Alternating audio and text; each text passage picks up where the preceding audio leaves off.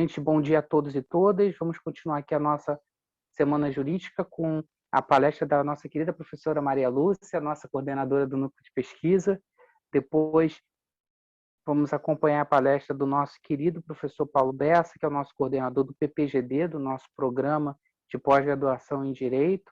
Então, agradeço a todas e todos que participam e aos professores por terem cedido seu tempo. Agradecendo, então, ao professor Emerson aí pelo convite.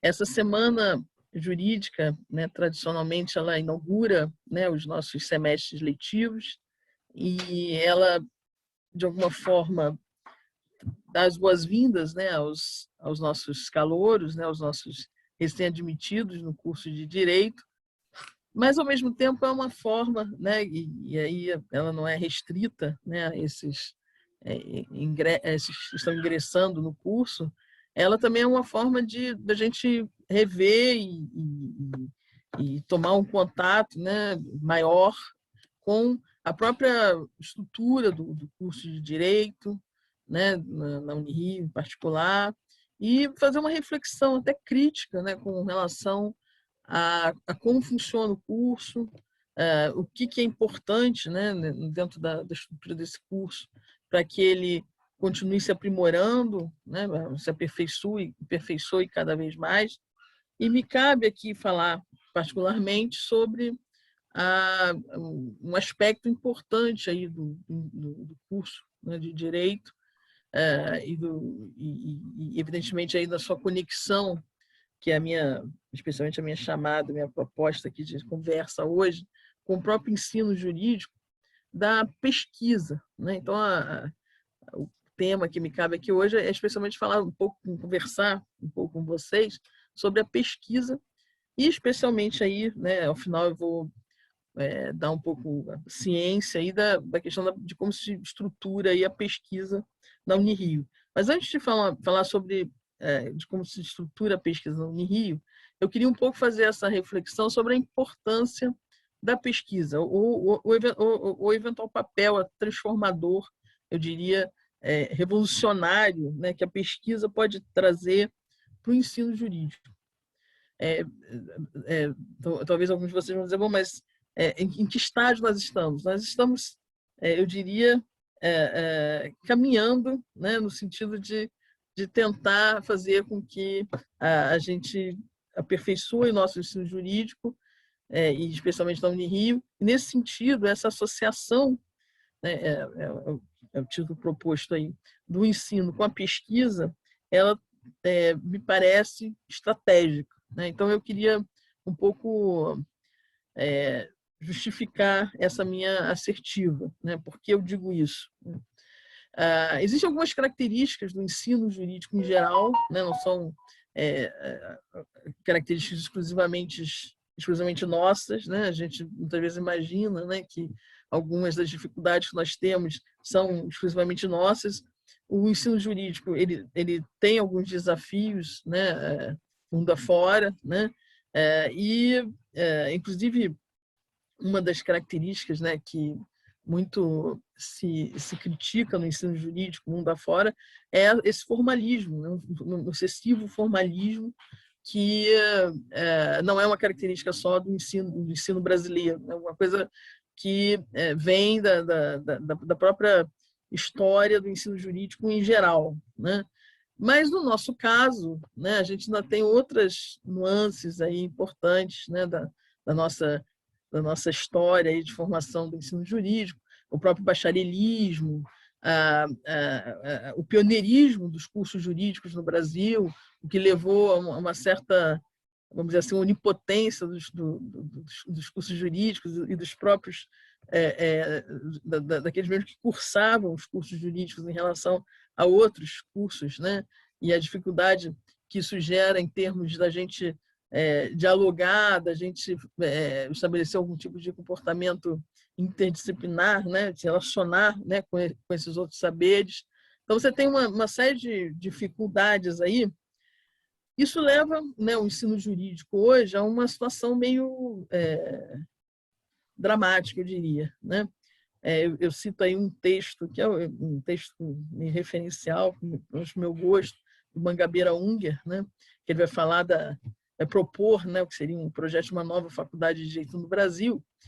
Não sei se eu endosso exatamente todas as teses, né, que ele vai colocar nesse material sobre, né, o que seria um melhor ensino, né, o melhor ensino jurídico no Brasil, mas ele faz um diagnóstico com relação a essa situação meio esdrúxula, né, que nós temos, porque o ensino jurídico, ele, por um lado, ele não consegue ser no Brasil, né, um ensino jurídico, que é um ensino verdadeiramente teórico, né?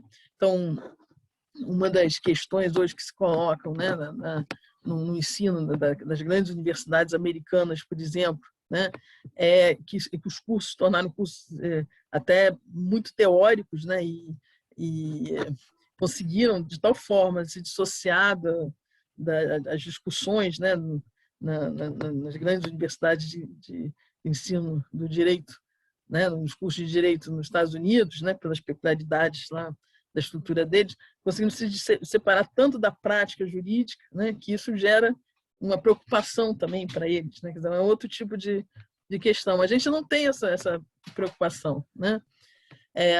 O nosso curso parece um curso, na forma como ele funciona e como o ensino jurídico funciona, muito conectado, né, em tese, com a formação de bacharéis, né, de profissionais. Aliás, a origem do nosso curso jurídico, né, era essa, né? Você precisava ter um quadro de funcionários, de pessoas capacitadas para trabalhar com direito, né?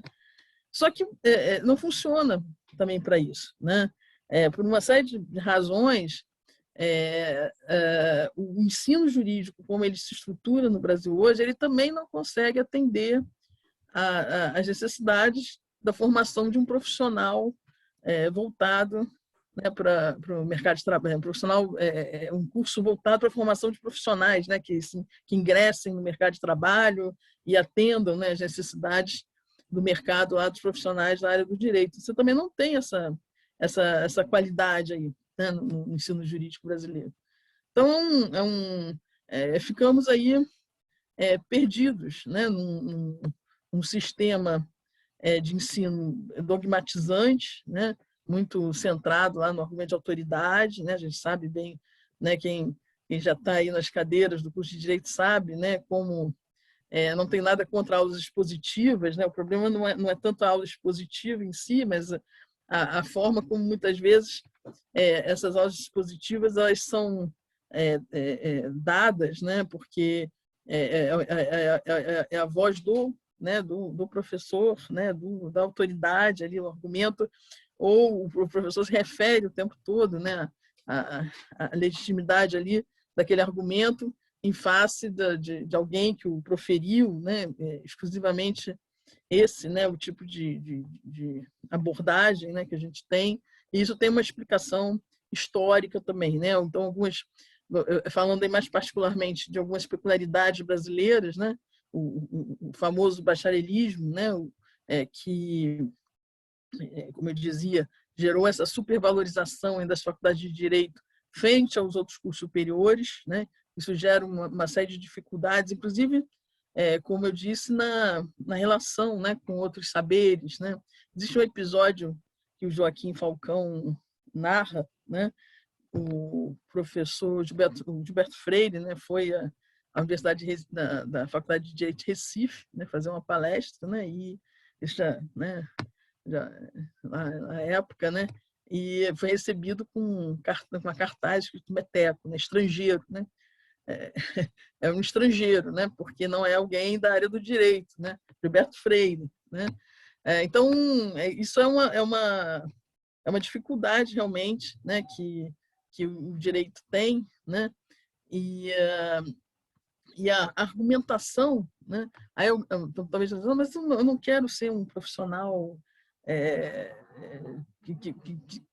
né, que pense, não quero ser um sociólogo do direito, eu não quero ser, não é essa a questão, né? A questão é que para que eu consiga, essa é uma tese que eu reitero, né, eu sou especialmente responsável pela disciplina de filosofia geral e do direito na graduação, né, é que o profissional qualificado, o profissional que consegue desenvolver uma tese própria, né, pensar criticamente as teorias, ele tem que ter uma formação que vá além daquela formação manualesca, né, de leitura dos manuais, de repetição, né, de teorias doutrinárias, muitas vezes sem uma construção, né, mais sofisticada, né, ou a repetição de decisões judiciais sem uma atenção maior para os próprios argumentos, né, que elas traduzem, em suma. Essas dificuldades todas que nós temos, né, no ensino jurídico, né, isso não é uma exclusividade, é um problema, como eu disse, da nossa peculiaridade, né? E isso vem dessa história, aí, a repetição de manuais estrangeiros, né, as primeiras universidades brasileiras, né, elas começam, né, pegando lá, traduzindo, né, os manuais franceses, né, e depois a gente começa a caminhar aí para os comentários dos doutrinadores de referência, né, isso se torna a nossa forma de estudar o direito, né, e de pensar o direito, né, isso aqui essa questão da linguagem, né, e da retórica é muito importante, né, porque é a forma como nós pensamos o direito, né, nosso pensamento ele é dialógico, então a retórica ela é importante, né? Como nós falamos do direito, também de alguma forma como nós pensamos o próprio direito e aí se mergulha aí nesse mundo, né? Meio esquematizado dos manuais, né? E essa é a única forma que nós temos de pensar o direito, né? E isso vem junto com uma forte tradição de uma análise da argumentação judicial, né? Então você tem você tem ali normalmente isso vem do sistema é uma tendência, né, dos sistemas em que você tem a prevalência da fonte legal, mas no nosso caso se torna realmente alguma coisa muito dramática, né? Eu espero que isso esteja mudando, né? Algumas mudanças no nosso sistema jurídico vão exigir que a gente mude nessa forma de se relacionar com a argumentação judicial, né? Em que simplesmente a gente... eu me lembro que eu aprendi a fazer pesquisa de jurisprudência, né? Não sou tão velha assim, aprendi a fazer pesquisa de jurisprudência coletando emendas, né, de decisões judiciais, né? Isso não era incomum, né? Hoje eu percebo, quer dizer, eu aprendi não, né? Em suma, eu imaginava lá, na época da minha graduação, né, que isso era fazer pesquisa de jurisprudência. Né? Ninguém, durante o meu período de graduação, eu devo dizer, nem na minha pós, né, de direito, me disseram, né, que isso não era fazer pesquisa de jurisprudência. Eu fui aprender isso depois, né, quando eu fui estudar a teoria da argumentação, né, a retórica jurídica, para ver que a coisa não era bem assim. Né? Bom, como é que a gente pode fazer, então, para tentar mudar um pouco isso, né? E a gente tem que mudar isso. Eu coloco aqui uma pirâmide de aprendizagem, né, famosa, né, para o pessoal que fala aí das metodologias ativas, né, para mostrar, né, justamente que aquilo que a gente normalmente faz, né, quando vai estudar o direito, nesse modelo, né, das aulas manualescas, expositivas, é o ápice da pirâmide aí, né? A gente lê, né? Quando lê, né, às vezes nem isso, né? Escuta e vê, né? E agora a gente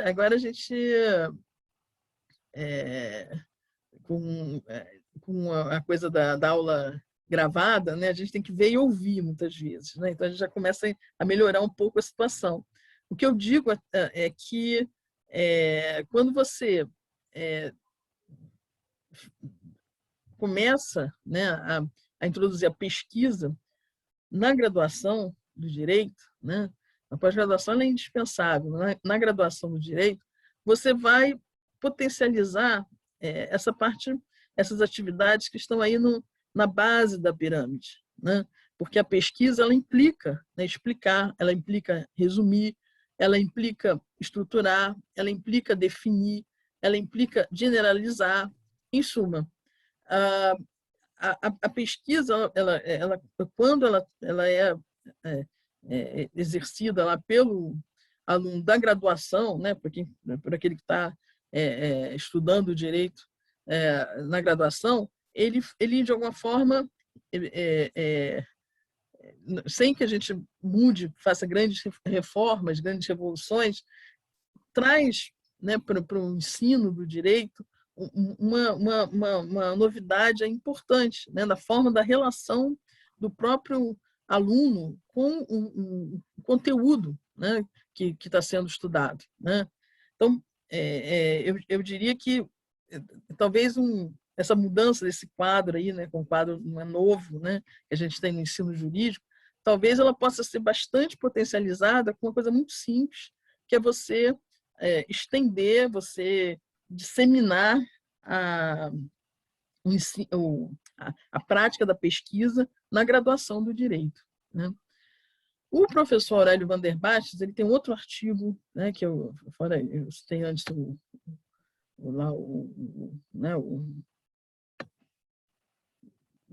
aqui eu vou citar o Van der Bastos, nesse outro artigo é um outro artiguinho também muito recomendo, posso colocar até, esses artigos estão disponíveis na internet hoje. Esse é um outro artigo que eu acho muito interessante, né? Porque nós podemos nos colocar a questão que né? Por quê? Né? Por que o ensino jurídico é assim? Né?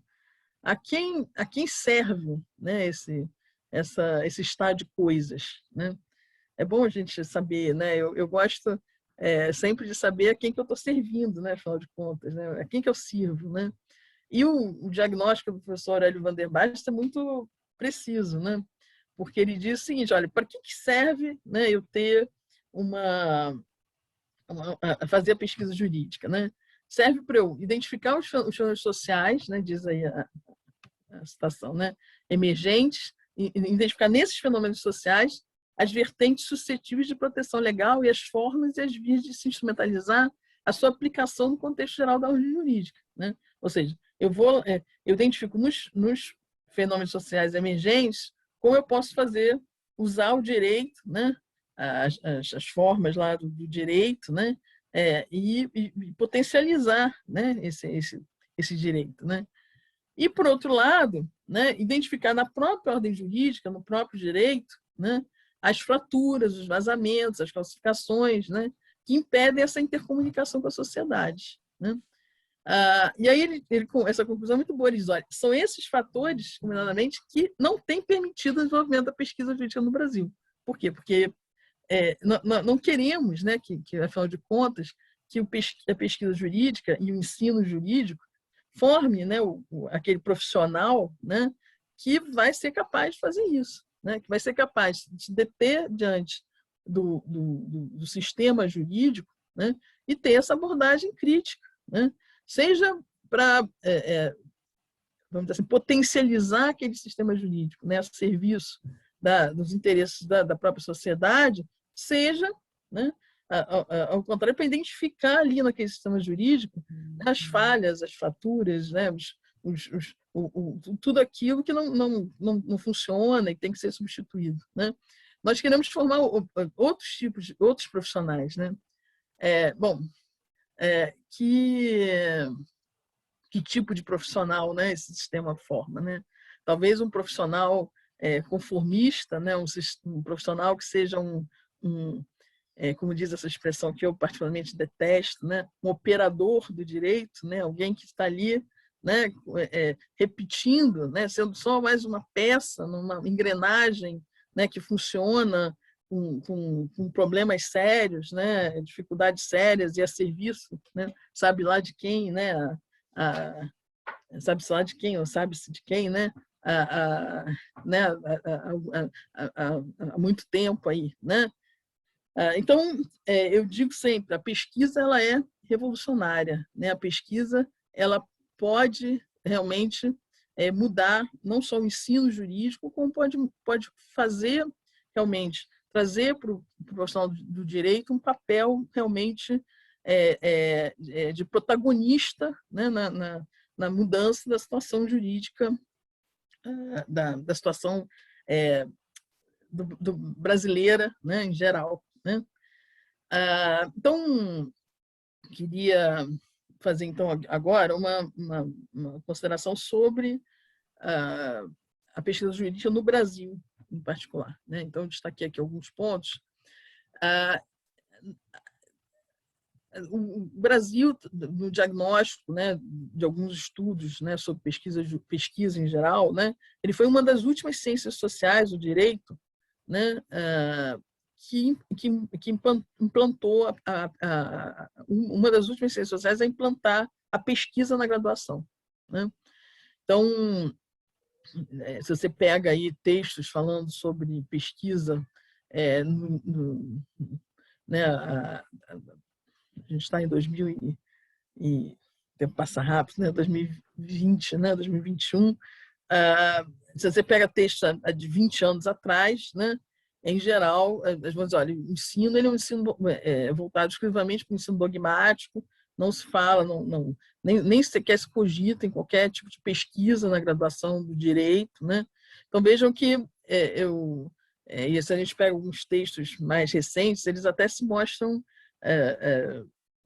assim, esperançosos, né? Há alguma possibilidade, né? Porque nós conseguimos já, de alguma forma, melhorar, né, a nossa situação, né? A pesquisa realizada, ela ainda é principalmente bibliográfica, né? E, sobretudo, de revisão bibliográfica, né? Então, ainda existe muita pouca pesquisa empírica, muito pouco estudo de caso, observação participante, dentre outras possibilidades que existem aí de o que a gente chama até o estudo de campo, né, no direito, né? Isso é alguma coisa que a gente não faz, né? E mesmo em geral os autores, mas que tipo de pesquisa bibliográfica é feita, né? Porque essa é uma outra questão aí, né? Como eu disse, sobretudo revisão bibliográfica, né? Então, basicamente você faz um cotejo, né, da literatura que existe ali sobre aquele tema, né? Então, temos que ir adiante também aí nesse aspecto metodológico. Bom, existe restrição de investimentos à pesquisa no Brasil, especialmente na pesquisa jurídica, né? Essa área da pesquisa jurídica ela é tradicionalmente discriminada, né? Em questões orçamentárias, financeiras, desde muito tempo. E aí é um círculo vicioso, né? Vocês vão, mas ela é mais atrasada em relação a outras ciências, né? Inclusive em relação a outras ciências sociais. E aí isso justifica você destinar menos recursos. Isso é um círculo vicioso que tem que se quebrar, né? Existe uma outra questão aí, que é para que serve a pesquisa jurídica, né? A ideia, né, de que você tem que ter uma pesquisa jurídica que serve exclusivamente aos problemas do profissional que pesquisa, né? Isso é uma reiteração do problema lá do ensino, né? E aí isso faz com que mais ou menos o direito se feche, né, sobre si mesmo, né? E na hora que você vai para pós-graduação, isso também acontece, né?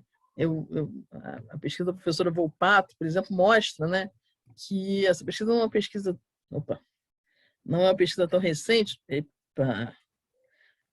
mas ela mostrou, né, que se você pega ela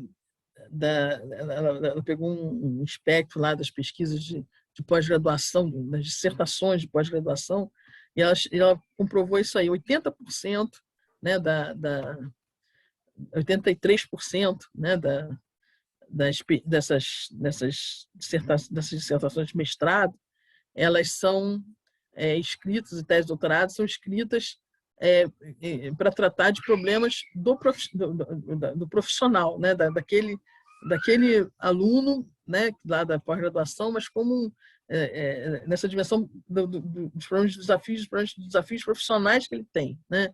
Então, não se dimensiona aí, né, que a pós-graduação e a pesquisa em geral, né, ela possa servir a alguma coisa além, né? Eu até não digo que ela não possa ser importante do ponto de vista, né, do desenvolvimento de teses que alimentem, né, até os profissionais, as suas vidas profissionais, mas a pesquisa ela tem uma perspectiva mais ampla, né? Porque ela tem que estar, como a gente viu, ela só se compreende, né? A gente viu na citação lá do professor Van der Bastos, né? Se eu penso ela em termos do papel que ela pode ter para a sociedade, né? Da contribuição que ela pode dar para a sociedade, né? E não simplesmente eu criar teses jurídicas, né? Que podem ser relevantes para a minha atuação profissional, algo que o valha, né? Isso a gente percebe, às vezes, até nos trabalhos de conclusão de curso na graduação também, né? E eu sempre digo, olha, tudo bem, você pode trabalhar um tema do seu interesse, né? Mas o trabalho de conclusão de curso na graduação, ele é a oportunidade que você tem de desenvolver um trabalho acadêmico, né? Não mais um trabalho profissional. O trabalho profissional ele tem uma figuração diferente, né? Mas a gente o nosso ensino, né, jurídico, ele tem essa peculiaridade ainda, né, de muito vinculada, né, aquela ideia, né, que vem lá das origens do ensino jurídico no Brasil, né, que a gente não conseguiu muito mudar até hoje, né, de que eu estou formando, eu estou exclusivamente formando profissionais, né? E como eu disse, até por conta disso, né, eu acabo não formando bem os profissionais, né? E os profissionais eles não se qualificam como deveriam para o próprio mercado de trabalho. Bom, então, quais são os desafios? Né, vamos arregaçar as mangas. Né? Não adianta, eu não gosto dessa coisa de ficar só reclamando do passado, né? Essa coisa aí. Pessoal, eu sou filha de português, eu vejo o pessoal reclamando dos portugueses. Eu falo, gente, vamos culpar dos portugueses hoje do que aconteceu, né? Já declaramos nossa independência há tanto tempo, né? Vamos, né? O que a gente pode fazer hoje, né? Então, quais são os desafios da pesquisa jurídica hoje, né? Primeiro, disseminação na graduação, permitindo uma mudança no próprio ensino jurídico, né? Como a gente mencionou. A defesa da importância da pesquisa junto às instituições políticas, né? Que decidem o destino das verbas orçamentárias, né? Bem como junto à sociedade brasileira para mostrar a importância do investimento. Nós passamos por um momento um pouco complicado, né, no aspecto de percepção por parte dos nossos governantes com relação à importância da pesquisa jurídica, especialmente na área das ciências sociais, né, e não exclusivamente do direito. Quebra do paradigma autocentrado da pesquisa jurídica, né, como eu disse, investindo na interdisciplinaridade. Né, temos que investir. Né? Nós queremos ser, eu digo meus alunos da graduação, se nós queremos ser profissionais qualificados, nós precisamos ter uma formação interdisciplinar. Né? Não, ao contrário do que possa parecer, essa formação mais ampla, né, com conhecimento mais avançado, né, em outras áreas dos saberes, elas nos potencializam como profissionais, né? Elas não nos limitam. Né? Essa é uma visão meio equivocada, às vezes, que há. Né? A especificidade da pesquisa jurídica no Brasil. Né? Essa especificidade, ela tem lá as suas mazelas, que a gente tem que corrigir, mas ela tem também um valor, né? Porque ela se constitui um referencial crítico da simples incorporação de ideias, tem que se constituir, né? E concepções estrangeiras no jeito brasileiro, né? Como sempre aconteceu, seja na legislação, seja nos institutos jurídicos, né? Precisamos afirmar uma teoria e uma prática reflexiva pautada nas características e singularidades do direito brasileiro. Não, isso implica que nós não temos que conhecer a legislação estrangeira, que não temos que conhecer os teóricos estrangeiros, mas temos que fazer essa atividade reflexiva, crítica, né, na apropriação desses saberes. Né? E aí, mais uma vez, eu tenho que repensar, nesse aspecto, a pesquisa jurídica. Né? E a pesquisa jurídica ela tem que estar a serviço, né, num país de desigualdades, né, no país como eu chamo, o mais desigual do mundo, né, tem que estar a serviço da inclusão social, política, da transformação social, né? Não tem jeito, né? E não se trata de uma questão ideológica, é uma questão eu digo assim, humanista, né? O ensino humanista ele tem que estar preocupado, né, com o fato de que as pessoas são tão brutalmente discriminadas numa determinada sociedade. E como fazer isso, né, para a gente terminar, então, né? Aí arregaçar de vez as mangas, né? Primeiro, e aí é o dever de casa, né, dos nossos, eu diria, dos nossos alunos, né, da graduação, da pós-graduação, dos nossos professores, né? Tem alguns que ainda não estão tão a par disso, né? Então é o momento, né, da gente tomar conhecimento, né? Conhecer os grupos de pesquisa e os projetos de pesquisa que existem, né? Como é que eu vou fazer isso? Eu tenho lá o portal de pesquisa da Unirio, que registra todos... Opa! Eita! Eu encosto aqui. O diretório dos grupos de pesquisa, CNPq também. Eu vejo quais os grupos de pesquisa que existem oficialmente registrados e em funcionamento na Unirio. Recentemente, a gente reformulou, né, a nossa página da Escola de Ciências Jurídicas e vocês vão encontrar essas informações disponíveis na página da Escola de Ciências Jurídicas. Eu vou até mostrar isso aqui para vocês, né? Então, antigamente eu dizia, tem que ir lá no portal de pesquisa, tem que entrar lá no diretório do grupo de pesquisa do SNPq para ver quais são os grupos, né? Era um pouco mais trabalhoso. Hoje essa informação está disponível, né? Então vocês têm lá como com muito mais facilidade saber, né, quem são os grupos de pesquisa, quais são os grupos de pesquisa que existem, quais são as pesquisas em andamento, né? Temos ainda a ideia minha, né, dos professor Emerson, já conversamos sobre isso, a ideia de fazer uma apresentação dos grupos de pesquisa para conhecimento dos alunos de graduação e aí até dos alunos de pós também, né? Juntar todo mundo aí, um seminário, né, de pesquisa interno, retomar, né? Ele já existiu na Unirio, e a nossa ideia é esse ano voltar a fazer um seminário de pesquisa em que todos aqueles que tiverem algum projeto de pesquisa em andamento na Unirio façam lá apresentações, né, para os colegas e possam então todos, né, os alunos conhecer, né, mais profundamente essas pesquisas. Já há alguns anos, isso a gente já vem há 2 anos participando em seminários interinstitucionais de pesquisa, né? Então, a UFRJ ela já tem um seminário aí bastante sedimentado, que esse último ano não aconteceu, não sei como é que vai ser 2021, nessa coisa, porque o seminário de pesquisa de graduação é mais complicado, né, organizar virtualmente, né? Então, essa transição aí, a gente provavelmente a UFRJ teve que se adaptar, né? Ano passado não teve, eu não sei ainda esse ano, não me contactaram ainda esse ano se vão fazer.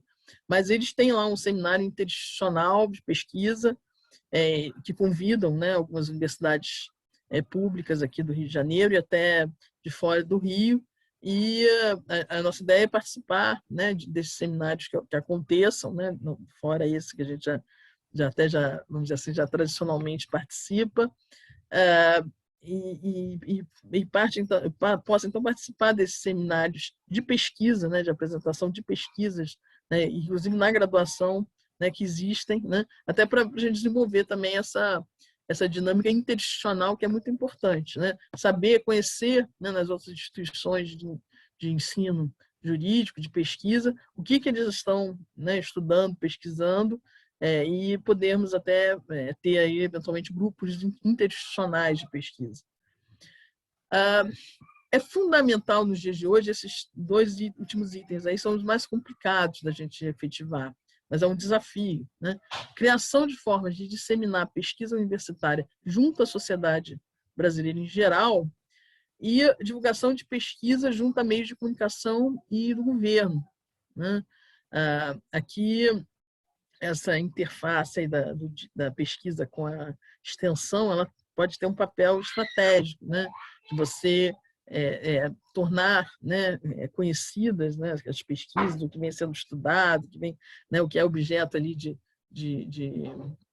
investigação no âmbito universitário, fora da universidade, junto à sociedade, junto aos meios de comunicação e junto ao próprio governo, né, mostrando a importância dessas pesquisas.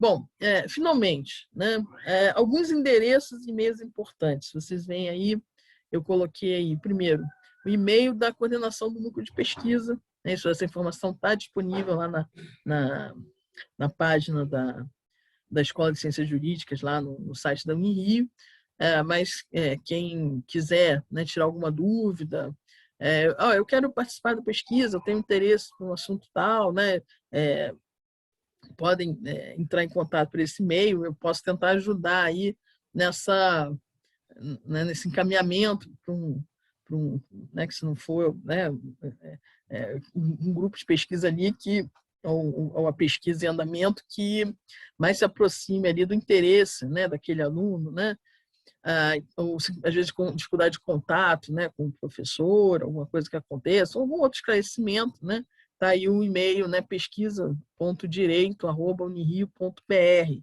né? Quem quiser olhar, né, como eu disse, essa informação dos grupos de pesquisa, dos projetos de pesquisa, hoje estão acessíveis lá na nossa página. Você tem aqui eu coloquei aí o endereço, né? Estou meio preguiçoso hoje, né? Não quero nem procurar lá. Está aí o endereço. Você botando esse endereço aí, você vai abrir já na página lá que fala de pesquisa na Escola de Ciências Jurídicas do nosso CCJP. O portal de pesquisa, você encontra todas as pesquisas em andamento na Unirio. Né? Como eu disse, a nossa ideia é uma formação interdisciplinar, você pode ter que saber o que estão estudando lá na ciência política, o que estão estudando na administração pública, o que estão estudando na filosofia, o que estão estudando nas ciências sociais, né? Sei lá, na biblioteconomia. Né? Você pode fazer esse tipo de levantamento aí nesse portal de pesquisa. Né? Tem todos os projetos de pesquisa em andamento na Unirio. E, finalmente, coloquei os e-mails de contato da diretoria de pesquisa na Unirio. Né? Alguma dúvida mais, talvez, administrativa, né? Informação. Aliás, coloquei os e-mails, mas vocês podem também ingressar no site da Unirio e entrar justamente nessa parte da diretoria de pesquisa, DPQ, né? DPQ, que é onde vocês vão encontrar as informações específicas sobre editais, né, de bolsas de pesquisa que existem na Unirio, né, que vocês eventualmente podem se preparar para participar, né, como funciona isso. Né? Então, essa informação também está disponível lá no site da Unirio, né, e qualquer dúvida tem os e-mails também lá da diretoria de pesquisa na Unirio. Fiz o print aqui, só para mostrar para vocês, né, de duas telas importantes aqui lá da nossa página, né, da escola. Né? Então, vejam aí, aqui temos essa página, é a página da pesquisa jurídica. Né? Como ela se desenvolve, né, os eixos temáticos estão vinculados à forma como o próprio curso de Direito se estrutura hoje. Né? Então, existe essa correlação, né, essa dinâmica aí. E na página seguinte, né, aí vocês vejam que se você clicar aqui, você vai ter, naquela anterior, voltando, vocês vão ter aqui dentro de pesquisa os grupos de pesquisa, os projetos de pesquisa e ainda a informação aqui sobre a iniciação científica. Né? E aqui é a parte justamente do núcleo de iniciação científica, pesquisa, né, que com a indicação do e-mail, né, que eu já passei para vocês. Também, essa informação vocês vão localizar lá no site da Unirio, na página sobre a Escola de Ciências Jurídicas. Né? Então, isso realmente a gente conseguiu dar uma boa melhorada aí em facilitar essas informações. Né? Devemos agradecer aí, especialmente nesse aspecto ao professor Emerson, né, que foi importante nessa melhoria aí das informações disponíveis deixa eu interromper aqui, disponíveis no nosso site da Unirio. Né? Muito bem. Ah, é o que eu tinha aqui para trazer a vocês hoje, né? Me coloco à disposição, né? Esse momento, sobretudo, de me colocar à disposição aos nossos alunos para qualquer informação que queiram com relação à pesquisa, qualquer orientação, né? E, bom, é isso, né? Obrigado aí pela atenção e não sei, né? Acho que não há nem previsão de perguntas ou questões, né? Eu não sei se também é um assunto que provoca esse tipo né, de, de questão, né, por parte aí da plateia, né? Mas também podem me encaminhar por e-mail, né? Estou acessível também aí pelo e-mail que eu passei para vocês, né? E, bom, é isso aí, né? Agradeço a atenção de vocês, né? E nos falamos aí, né? Quero todo mundo aí envolvido na pesquisa, né? Interessado aí por participar da pesquisa na graduação. Essa é o nosso propósito. Isso, não, temos que. Você tem que procurar o professor, né? Já tem uma pergunta aqui, vou pedir ao professor Bessa aqui só a licença para responder, né? A colega pergunta como eu poderia conseguir entrar em um projeto de iniciação científica, né? É fundamental você entrar em contato com um professor que lidera o grupo de pesquisa. Então, você tem que entrar no site da Unirio, né? Qual é o dever de casa? Né? Vou passar o dever de casa agora para vocês. Entrar no site da Unirio, lá na Escola de Ciências Jurídicas, ver quais são os grupos de pesquisa que existem, ver quais são os projetos de pesquisa em andamento, ver aqueles que você, né, pelo menos no primeiro momento, mais se identifica, né, o que você acha mais interessante, né? Você vai encontrar lá um link, né, em cada projeto para a página no portal de pesquisa, que você vai ter um resumo lá do que está sendo estudado, então você vai ler. Me interessei, você pode se interessar no primeiro momento, participar de mais de um ou outro, né? E aí você vai à reunião, vê se aquilo ali realmente interessa, né?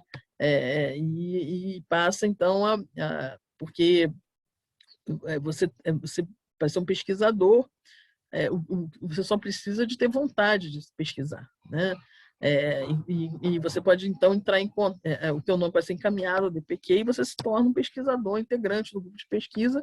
Não existe uma burocracia que não seja a inclusão, né, do teu nome ali naquele projeto de pesquisa pelo professor líder, né? Isso é uma coisa bastante simples, né? A burocracia maior é para o pesquisador bolsista, né? Mas aí já é uma etapa seguinte, né? Porque você se integrando ao grupo de pesquisa, né? E surgindo a oportunidade de bolsa, né? Aí, futuramente, o professor líder te indica ali, né? Para concorrer a uma bolsa, né? Como funciona esse o sistema, né? Da pesquisa. Mas o pesquisador voluntário, né? Ele participa, né? Basta ele ter a disposição, a vontade de participar, né?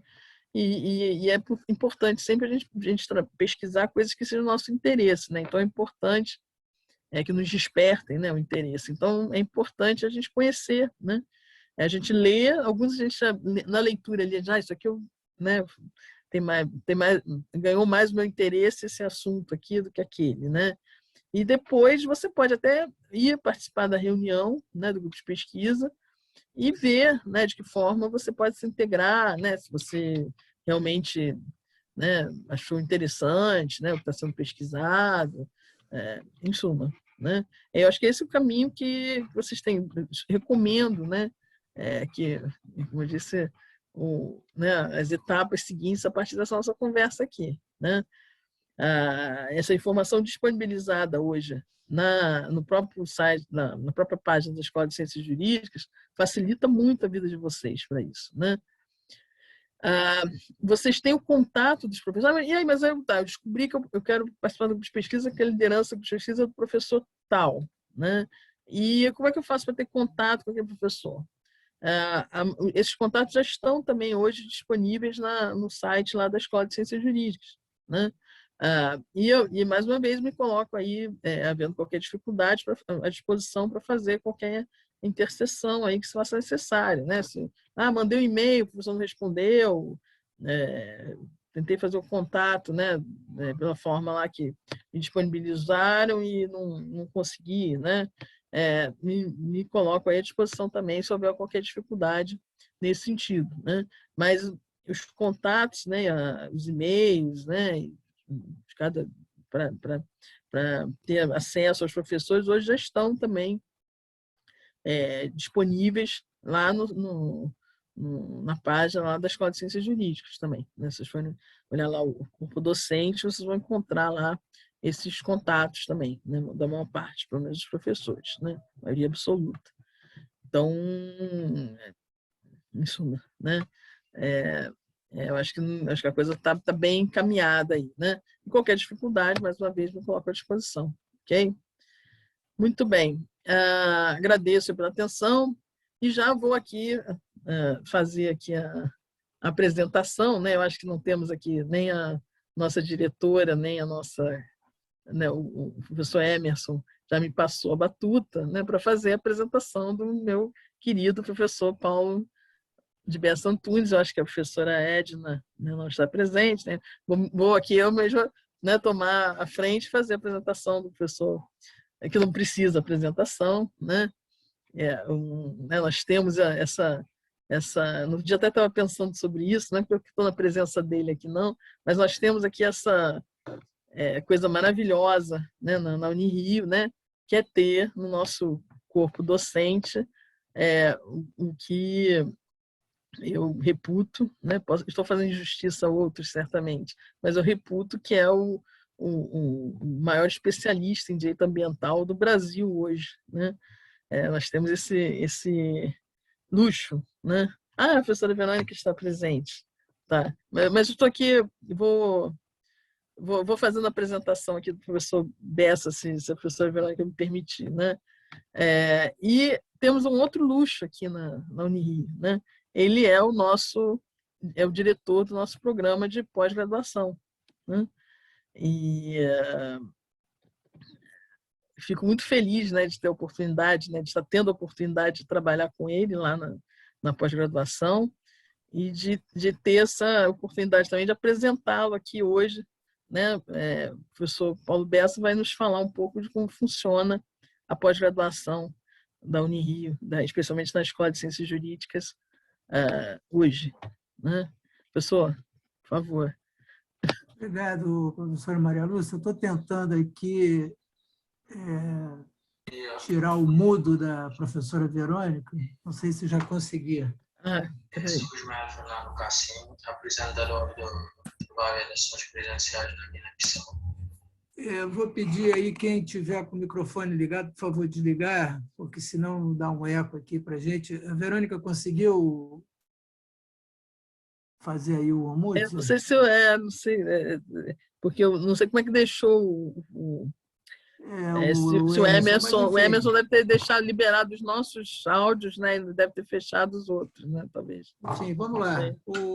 Maria Lúcia, eu quero te agradecer aí essa costumeira gentileza e enfim, coloco isso por conta da camaradagem, da amizade, essa coisa toda. E os alunos aí tirem pelo menos uns 80% disso e vão em frente. Agora, essa palestra, não vou dizer uma palestra, mas essa conversa aí que a professora Maria Lúcia apresentou, eu acho até essa ideia de conversa melhor do que palestra, porque palestra ninguém aguenta mais palestra de ninguém. Então, o ideal é a gente ir conversando um pouco sobre as coisas. Ela apontou uma série de questões aí relevantes, mas eu concordando com tudo que ela falou, mas eu só gostaria de acrescentar um pouquinho, de maneira que a gente pudesse aí ver como é que o mestrado entra nessa confusão toda. Eu acho que esse é o grande problema que a gente tem aí. Nós temos no Brasil 1.500 faculdades de direito, sem considerar aquelas que têm subdivisões. Então, nesse contexto, sendo que nós temos por volta de 210 milhões de habitantes, 220, né? Porque também não temos censo, então não sabemos, é um chute. Os Estados Unidos, com mais de 300 milhões de habitantes, tem cerca de 500 faculdades de direito. Sendo que eu estava conversando uma vez com uma amiga minha, que é professora, diretora do curso de pós-graduação da George Washington University, pós-graduação em Direito, e aí eu falei para ela que a escola de Direito da Unirio era uma escola pequena, que tinha por volta de 500 alunos. Ela disse, não, isso não é pequena, que uma escola de Direito com 500 alunos nos Estados Unidos é uma escola grande, ainda que lá seja pós-graduação, não seja graduação e tal. O que acontece?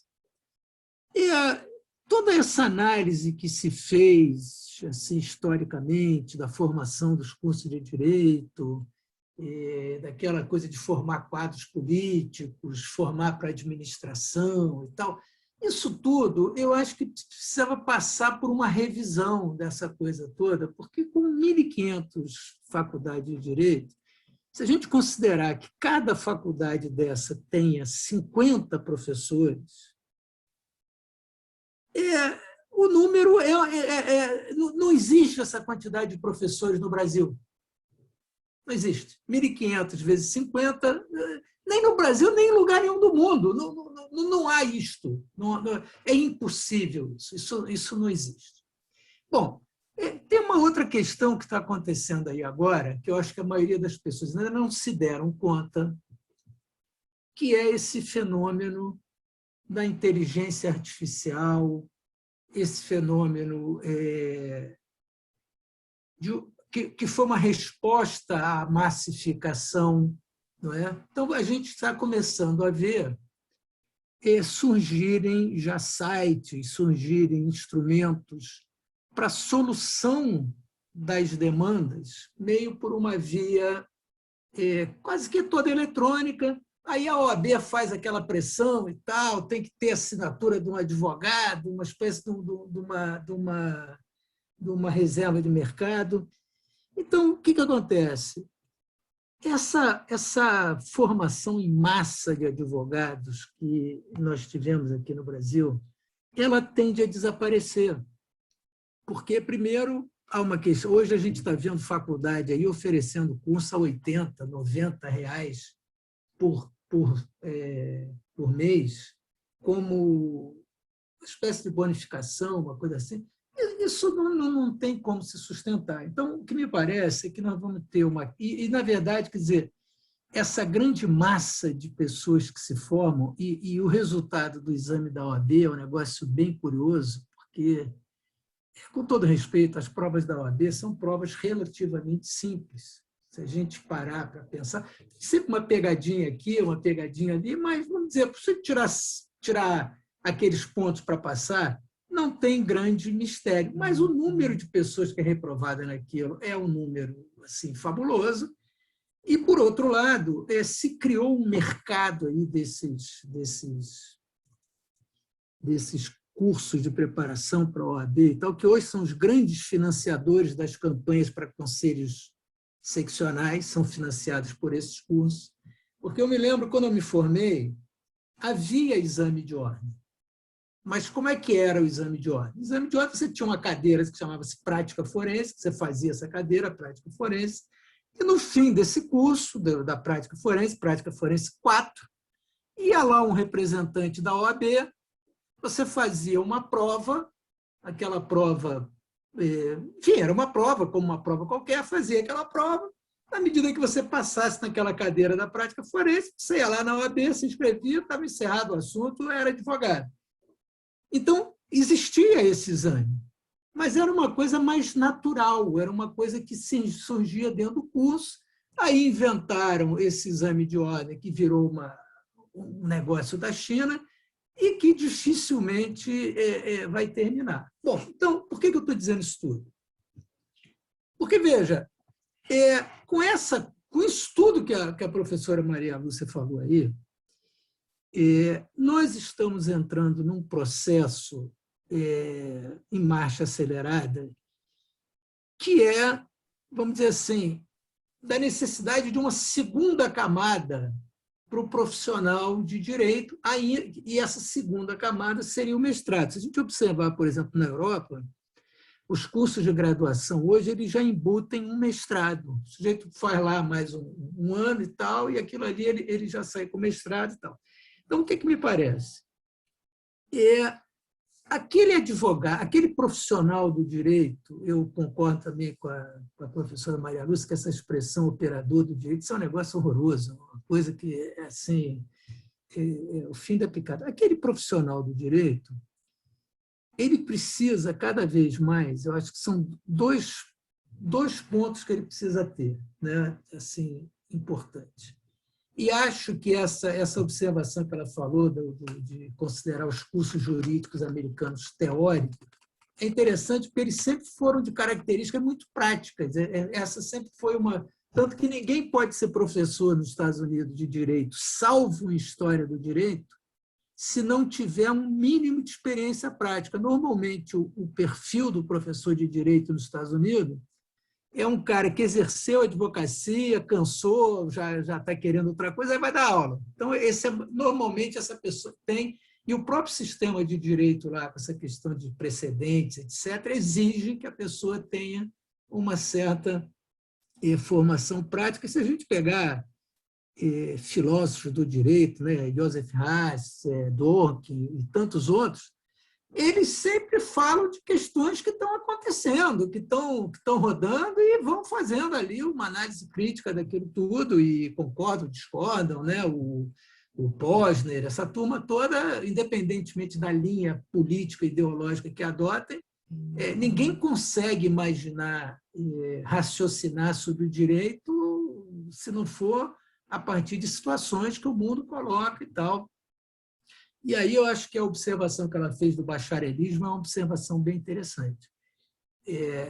Agora, o que acontece? O nosso sistema de justiça faliu. Assim, qualquer pessoa que tem um mínimo de razoabilidade sabe que esse sistema faliu. Se a gente entrar, por exemplo, pegar uma ata que é publicada no Diário Oficial de julgamentos dos tribunais, uma sessão de uma turma julga 200, 300 processos por dia. É lógico que aquilo, vamos dizer assim, é um wishful thinking, né? É uma boa... Ninguém julga 300 processos por dia. Então, esse sistema faliu, né? E recurso de recurso e tal. Bom, e aí ela colocou uma questão que me pareceu interessante, aí que entra o problema da pós-graduação, que, do meu modo de ver, assim, de uma maneira muito simplista, nós estamos construindo no Brasil um sistema jurídico híbrido. Ele não é nem o sistema jurídico da common law, e ele também não é mais o sistema jurídico romano-germânico. Ele é alguma coisa aí no meio desse caminho, que fica, e aí criou precedentes, teses, recurso repetitivo e tal, tudo devido a uma massa de processos que é cada vez mais crescente, porque também a formação do advogado é uma formação da não solução, não é? Quer dizer, a gente é educado a não resolver problemas, a esticar, a levar aquilo cada vez mais para frente. Então, mas aí o que acontece? Esse sistema híbrido que nós estamos criando aqui, e foi muito feliz a professora Maria Lúcia quando falou da questão da pesquisa de jurisprudência, que, no fundo, era uma pesquisa de ementa. Então, por quê? Porque nós aprendemos que citar casos é citar ementa. Ora, o que é uma ementa? Ementa é um resumo do que o tribunal decidiu. De que vale uma ementa? Nada.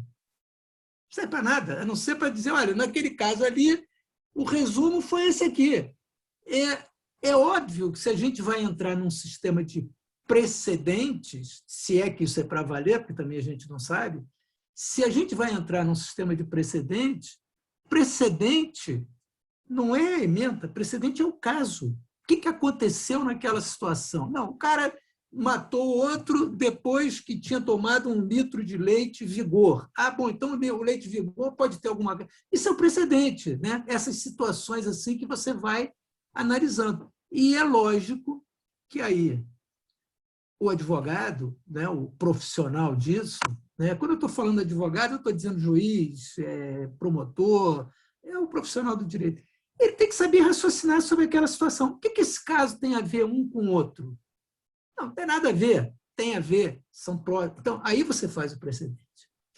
E, exatamente, devido a essa massificação, e eu volto aqui a dizer, do meu ponto de vista, nós precisamos ter na Escola de Ciência Jurídica da Unirio cursos diurnos.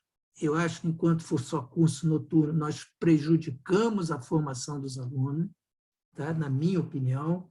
Não é o nosso tema aqui, mas acho importante registrar isso. O curso de mestrado, e aí eu acho que o curso de mestrado da Unirio tem uma coisa interessante, que ele não é um curso endógeno, ele é um curso, isso tem sido dito por todas as pessoas que fazem. Olha, eu me inscrevi no curso, não conhecia ninguém lá dentro, passei. Então, eu acho isso é um grande valor, eu acho que isso é uma coisa muito importante.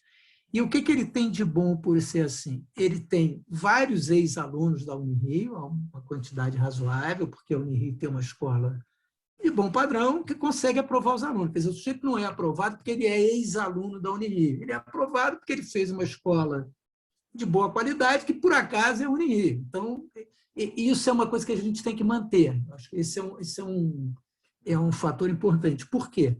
Porque você mistura experiências diferentes dos alunos. Então, quanto mais misturado esse curso, melhor, porque há uma troca muito grande entre os alunos e tal. Bom, mas nós temos lá duas linhas, assim, duas linhas principais, né? O fato de ter duas linhas significa que o nosso curso ainda é o menor curso dentro daqueles admitidos pela CAPES, né? A gente não quis, por exemplo, ter mais linhas de pesquisa enquanto não tivesse isso muito consolidado. Tem uma linha, que é uma linha de controle judicial de políticas públicas, e temos uma outra linha, que é essa linha de sustentabilidade, né? A linha de controle judicial de política pública tem, vamos dizer, esse hoje é um tema muito discutido aqui no Brasil, problema de ativismo judicial, até que ponto o tribunal faz política pública ou não faz política pública, e acho que, aí voltando para aquela coisa da realidade, né, se caísse um marciano hoje no Brasil e fosse ler o jornal, ele pensaria que os ministros do Supremo Tribunal, por exemplo, são administradores, que o cara é um deputado, porque tal, vamos dizer assim, a presença que eles têm no mundo político, no mundo administrativo. Isso, evidentemente, é uma distorção, né? A gente pode até entender o porquê, mas isso é uma distorção, e essa área estuda essas coisas. E temos a linha 2, que seria essa linha de sustentabilidade. E aí eu chamo a atenção, até eu estou dando um curso agora, porque a gente não pode confundir sustentabilidade com direito ambiental. O direito ambiental é um pedaço da sustentabilidade, mas sustentabilidade não é direito ambiental. Tanto que a gente está fazendo uma matéria agora que tem ido até muito bem, que tem a ver com sustentabilidade e tem a ver com o que a professora Maria Lúcia falou. Qual é o ponto? A formação jurídica antiga, por mais questionável que ela fosse, por mais criticável que ela fosse, ela tinha um viés humanista, ela tinha um viés fora apenas do mundo jurídico, porque se entendia que era necessário compreender mais coisas do que apenas o direito. Lembro que a Inglaterra dominou o mundo durante pelo menos uns 150 anos, com pessoas formadas em Cambridge e Oxford que estudavam latim, grego, literatura, e foi com isso que eles dominaram o mundo, não foi sabendo de trás para frente os comentários à lei da Inglaterra de Blackstone. Então, esse é é um ponto importante. Então, o curso de mestrado, principalmente nessa área, em todas as áreas, mas principalmente nessa área de sustentabilidade, ele tenta, vamos dizer assim, cobrir um vazio que há no modelo positivista da graduação, que é a pessoa achar que, sabendo o que dizem todos os artigos do Código Civil que falam de direitos reais, com isso ele sabe direito civil. Isso hoje acabou, até por conta dessa inteligência artificial, dessa coisa toda. Então, o que se espera do profissional do direito em qualquer área, seja como professor, seja como advogado e tal? Que ele tenha a capacidade de enfrentar os problemas novos que estão surgindo. Como é que você... E aí há uma visão completamente equivocada, no meu ponto de vista, que é o seguinte: vamos criando cadeira na faculdade de Direito. Agora mesmo o MEC mandou criar mais cadeira, direito previdenciário, direito isso, direito aquilo. Ora, é o que o Darcy Ribeiro dizia, os cursos no Brasil, eles não são... O curso mínimo no Brasil é um curso máximo. Eu não preciso ter cadeira de todas as matérias dentro do curso básico. Eu, por exemplo, posso não ter nenhum interesse em previdência social, mas eu posso ter um aluno que gosta muito de previdência social. Então, eu vou ter, num determinado momento do curso ou numa pós-graduação, um monte de coisa na área de previdência social para o cara que gosta daquilo. E já o outro gosta de, sei lá, direito ambiental. Então, eu vou ter um monte de coisa. Agora, o que eu vou ter que ter em comum com esses caras para que eles possam ser bons advogados? A formação básica, aquela matéria que o aluno na graduação tende a rejeitar, e quando ele vai para o 11º período, ele pensa assim: caramba, se eu tivesse estudado mais aquela matéria ali, eu não teria tanta dificuldade. Quais são essas matérias? Teoria geral do direito, introdução ao direito, filosofia do direito, as teorias gerais, porque elas é que vão permitir que você, como profissional, quando surgir uma situação nova, você tenha a capacidade de responder. Por exemplo, hoje nós temos no direito de família uma coisa muito curiosa, que é uma crescente colocação de animais dentro da discussão de família. Então, você tem hoje uma discussão se tem direito de visita a cachorro, se tem direito de visita a gato, quem é que fica com cachorro, quem é que fica com gato, e há uma discussão muito forte também sobre se os animais são sujeitos de direito ou não. Bom, como é que eu vou enfrentar essa discussão? Só se eu for para a teoria geral do direito. Aí, lá na teoria geral do direito, eu posso ler, eu posso ver que, num determinado momento da história da humanidade, alguém, ou um grupo de pessoas, ou um movimento político ou econômico, diz o seguinte: olha, uma empresa pode ser um sujeito de direito. E você criou essa personalização da empresa. Ora, se uma empresa pode ser um sujeito de direito, aí vem uma discussão. Um animal pode ser ou não pode ser? Mas se eu souber que o sujeito de direito é uma construção jurídica, eu enfrento isso de uma maneira. Se eu não souber isso, eu não tenho como enfrentar esse problema. Então, veja, essa visão de que tem que ir criando matéria, isso só fortalece essa visão do século XIX, e agora nós estamos numa discussão aí muito curiosa do legal design e Leniel Streck, não sei o que está, essa polêmica. Veja, é óbvio, e aí é uma coisa interessante, o conservadorismo no direito não é um privilégio da direita. A esquerda também é conservadora no direito. Se a gente pegar, por exemplo, todas as teorias, talvez com exceção daqueles que foram fuzilados pelo Stalin, as teorias de esquerda do direito são profundamente conservadoras. É o voluntarismo jurídico de Stalin, dizer, não, a lei é a vontade da classe dominante. Como quem está dominando hoje é o proletariado, acabou, está resolvido o assunto. O legal design não é uma crítica ao direito nos seus fundamentos. Ele passa longe disso. Mas ele tem uma crítica importante. Qual é essa crítica importante? A cabala jurídica, que ninguém entende nada.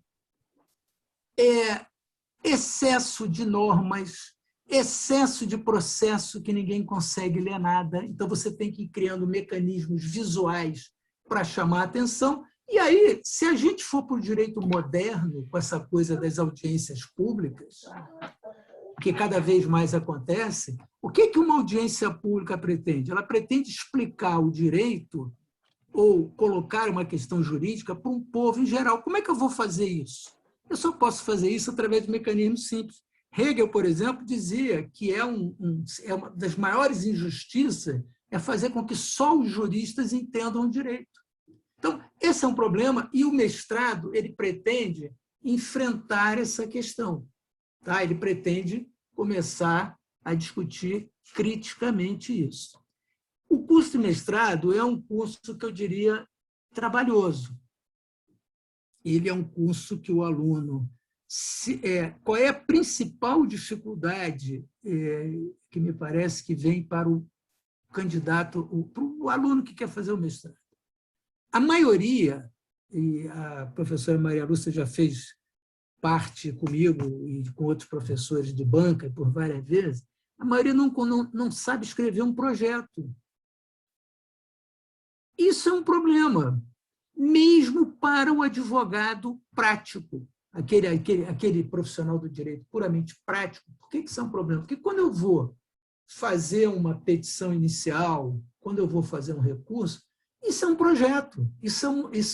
Eu tenho ali o que eu pretendo abordar, o que eu pretendo desenvolver. E se eu não tiver essa metodologia, e aí, vamos dizer, a dissertação ela tem uma grande vantagem, que é o seguinte: quem escreve 200 páginas sobre um assunto, escreve sobre qualquer coisa. Por quê? Porque ele aprendeu o método daqui. Então, isso é que o mestrado pretende fazer, não é? Nós temos uma felicidade no mestrado, que eu sempre disse isso, não estou cometendo aqui nenhuma inconfidência, talvez o lado mais importante que nós temos no mestrado sejam os alunos. Por quê? Porque o mestrado, assim como o doutorado, é um curso muito mais do aluno do que do professor. Né? Se você tem alunos interessados, críticos, atuantes, o curso cresce. Alunos que estão fazendo artigos, que estão publicando, que estão fazendo seminários, etc., o curso cresce.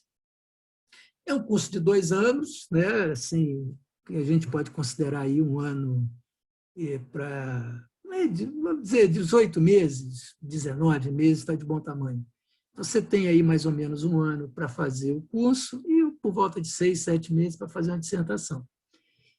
Eu acho que cada vez mais, e acho que você fazer um mestrado, necessariamente você não vai ser um professor, um filósofo, um erudito do direito, acho que não, o objetivo não é esse. Já foi muito valorizado o mestrado no Brasil, numa época que não havia pós-graduação. Então, o primeiro mestrado aqui no Rio de Janeiro foi na PUC, lá na década de 70 se fez. O sujeito tinha um mestrado, ele era quase que um ser do outro planeta. Oh, fulano tem um mestrado, e tal. É claro que isso não é mais assim. O mestrado é um curso, na sua maioria, para jovens. Né? Acho que é característica, tanto que na Europa hoje já está envolvido dentro do próprio curso de graduação. Mas o mestrado ele vai dar a esse jovem advogado, jovem bacharel em direito, uma capacidade de argumentar, que foi muito bem colocada aqui pela professora Maria Lúcia, porque o direito, no fundo, a gente não pode dizer que existam soluções certas, existem soluções possíveis, e isso está dentro de argumentações, né? A partir de colocações, a retórica no direito é muito importante, embora isso não possa ser confundido com palavrório vazio. E acho que essa é uma questão que a nossa formação, o bacharelismo é isso, palavrório vazio. Né? Eu acho que esse é o problema. Você não precisa escrever 200 páginas para argumentar que você tem um certo direito. Se você sabe argumentar, você faz isso com meia dúzia de páginas e está resolvido o teu problema. Então, Isto, eu acho que cada vez mais vai ser um elemento de qualificação da formação do profissional. Tanto que, se a gente pegar, por exemplo, a função pública, que, como regra, principalmente as estaduais e federais, que, como regra, tem profissionais com boa formação, de alguns anos para cá, a gente vê que no ingresso é cada vez maior o número de profissionais com mestrado e doutorado. Você vai fazendo... Então, a gente está criando aí praticamente uma elite do direito com relação a esse... E, num sentido positivo, eu acho que a palavra elite aqui no Brasil ela foi muito desgastada, mas é importante que existam elites, né? É importante que existam pessoas com mais capacidade de liderar, de formação. O mestrado ele busca fazer isso, né? Ele busca... Porque qualquer que seja o seu objetivo, você ter estudos mais sistematizados, estudos que sejam capazes de levar a uma reflexão sobre o que está acontecendo, né? Que sejam capazes de entender, afinal de contas, qual é o papel que aquilo desempenha dentro de uma sociedade. Isso melhora qualquer que seja o aspecto profissional. É isso que o curso quer. E hoje nós conseguimos uma coisa muito interessante, graças à professora Júlia Parola, que é uma professora visitante que nós temos. Nós fizemos um convênio com uma universidade da Noruega, muito interessante, que vai ser capaz de mandar alunos para a Noruega, receber alunos da Noruega e tal, para discutir. E aí verem vocês, coisa interessante. Direito do mar e questões indígenas, que são temas que, dentro da Faculdade de Direito, passam a quilômetros de distância. Né? A gente não conseguiu ainda, vamos dizer assim, modernizar a faculdade. Né? A faculdade ainda discute temas que são basicamente temas do século XX, com boa vontade, e a maioria deles temas do século XIX. E veja que nós já estamos em 21 anos do século XXI. Né? Parece que começou ontem, mas já temos 21 anos. Então, a ideia do mestrado é essa, tá? A gente faz uma seleção. Essa seleção tem muitos candidatos, né? Já chegamos a ter 200 candidatos, 190 candidatos. Começamos com 15 vagas, ampliamos, porque a nossa política é de ampliar o número de vagas. A gente hoje tem 25 ou 26 vagas, queremos chegar a umas 40 vagas. É importante ampliar, ter mais gente fazendo esses cursos, não é? O nosso nível de evasão, ou seja, pessoas que abandonam o curso, é baixo. Tá? A gente não tem um nível alto de evasão, é sinal que as pessoas têm gostado do curso. Com a história do online, dessas aulas devido à pandemia, curiosamente, nós temos hoje um número grande de alunos de fora do Rio de Janeiro, temos aluno de São Paulo, aluno do Ceará, aluno do Paraná e tal, o que é uma coisa muito bacana, que a gente consiga fazer essa integração, não é?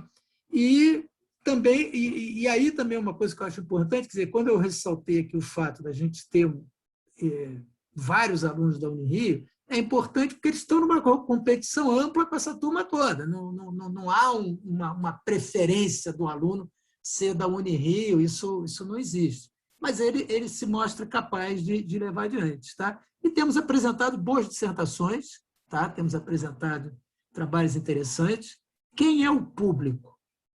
Esse também é outro ponto interessante. O público também é um público bem variado. Então, a gente tem desde alunos que assim terminaram o curso de graduação e foram fazer o mestrado, até pessoas que são profissionais. A gente já teve oficial do Exército, agora temos um oficial da Polícia Militar de São Paulo, advogados de grandes escritórios, juízes, procuradores da União, procuradores do Estado. Então, isso também é bom, porque cria um ambiente muito diverso, um ambiente muito plural e que permite que todos cresçam, né? Eu acho que esse é um lado importante, né? E, enfim, mais ou menos é isso, para não ter assim, muito o que falar. Lá divide comigo esse trabalho o professor Leonardo Matieto também, que é um guerreiro lá desse curso da pós-graduação, e a gente vai tentando levar aí com honestidade o curso. Até aí devo fazer uma crítica, uma autocrítica, e é importante que vocês, alunos, ao ingressarem no curso, também ajudem a pressionar isso, que é cobrar que os professores produzam mais, escrevam mais. Então, o aluno deve se oferecer para fazer artigos junto com os professores, deve-se procurar fazer isso tudo, porque quanto mais, sem ter uma visão produtivista, óbvio, também não adianta ficar escrevendo um monte de bobagem, mas quanto mais se publica, quanto mais se leva adiante o nome do curso, é melhor para todos, porque o que acontece? O aluno do mestrado, ele terminou o mestrado, então ele vai botar no currículo Lattes dele, mestre em Direito pela Unirio. Isso é uma praga que vai acompanhar ele a vida inteira. Por quê? Porque sempre virá lá do lado uma nota. A nota vai de 1 a 7. Obviamente, abaixo de 3, o curso é descredenciado. Então, para o aluno e para o ex-aluno, é importante que aquele curso esteja cada vez melhor, porque aquela notinha vai estar sempre lá do lado, né? Como ele vai apresentar o currículo dele em vários lugares, para ocasiões profissionais e tal, se tem lá uma nota 7, significa que aquele aluno fez um curso de boa qualidade. Se tem uma nota 1, fica ruim para o aluno. Então, isso é uma coisa interessante da pós-graduação. Nós todos estamos vinculados àquilo de uma maneira ad eterno, e nós todos precisamos que ali sempre tenha boas notas, porque aquilo reflete na vida de cada um de nós. Tá? A gente tem aí agora 2 revistas funcionando, tal, conseguimos botar as revistas para frente. Há uma revista que chama-se Caderno de Pós-Graduação, que é uma revista, vamos dizer, mais simples, que aceita, inclusive, artigos de alunos de graduação, pode mandar. É importante, porque quanto mais coisas a gente for publicando, melhor, vai fazendo um currículo. Professor, mas o meu currículo de todo mundo começou com uma linha. Ninguém vai achar que vai começar um currículo Lattes com 30 páginas de publicação. Começa com uma linha. Daqui a pouco já tem meia página, 2 páginas, e quando vocês já tiverem mais passado do que futuro, aí tem lá 20, 30, 40 páginas. Mas começa com uma linha. Então, é assim, e mestrado é começo de vida, não é fim de vida. Então, qual é o grande objetivo que eu sempre falo para os alunos que eu oriento no mestrado? O objetivo é que daqui a 10 anos, quando você lê essa dissertação de mestrado, você diga assim, isso está uma droga. Por quê? Significa que o cara avançou, que o cara aprendeu mais e que aquilo ali era um começo. Porque se 10 anos depois do mestrado ele continuar pensando a mesma coisa, escrevendo do mesmo jeito e tal, não funcionou. Então, é entender isso. Não tem cabala, não tem mistério, a dissertação é começo de vida, lógico que tem. Para isso é que tem um orientador que vai ajudar a fazer, vai indicar a bibliografia, vai criticar, mas, óbvio, a tese é do mestrando, né? E, assim, eu acho que é uma experiência que vale a pena fazer. Acho que vale a pena fazer. Eu fiz, logo que me formei, na PUC, era um daqueles o cara tem mestrado e tal. Fiz lá na PUC há muito tempo, e foi uma experiência válida, e recomendo a todos. E, assim, do ponto de vista pragmático, né, se o sujeito está querendo ser, sei lá, procurador da República, um mestrado vale alguns pontos lá no concurso e sempre ajuda a pessoa a passar, além de que ajuda a ser um profissional melhor e pensar mais sobre o que está fazendo. Tá? Então, eu acho que vale a pena fazer, é um bom começo, principalmente para aqueles que já se engajaram aí nesses grupos de pesquisa da graduação e tal, sempre é um caminho mais ou menos natural. Tá certo, gente? Então, era isso aí que eu tinha falado para vocês. Quem quiser criticar, fique à vontade. E é isso aí, obrigado pela atenção. Então, agradeço a presença de vocês por hoje, né? continuamos aí amanhã, né? Temos a continuidade, vamos falar sobre o núcleo de prática jurídica, muito importante, né? Para aqueles que estão entrando, como é que funciona o núcleo de prática jurídica. Também vamos falar sobre as atividades de extensão, né? Que é uma outra parte importante das atividades fora o ensino e a pesquisa, que vocês vão poder participar na graduação. E é isso, né? Estamos aí à disposição, virtualmente esse ano, eu acho que esse ano ainda virtualmente, né? Ano que vem, se Deus quiser, né? Voltando, né? Minha esperança é que ano que vem a gente já volte à nossa vida presencial, né? Isso. Que faz falta, né? Essa conversa dos corredores, né? Eu conversava até com colegas, poxa, falta a conversa do corredor, né? Impossível, né? Na vida virtual. A gente tem que marcar, né? A gente tem que marcar a hora, né? Então, mas vamos tocando aí com a vida virtual, a gente aprendendo também alguma coisa aí nesse desafio desse ano, né? Ainda virtual, né? E bem-vindos aí aos colegas que estão ingressando e adiante, né? Vocês são parte importante aí do processo, né, professor Paulo?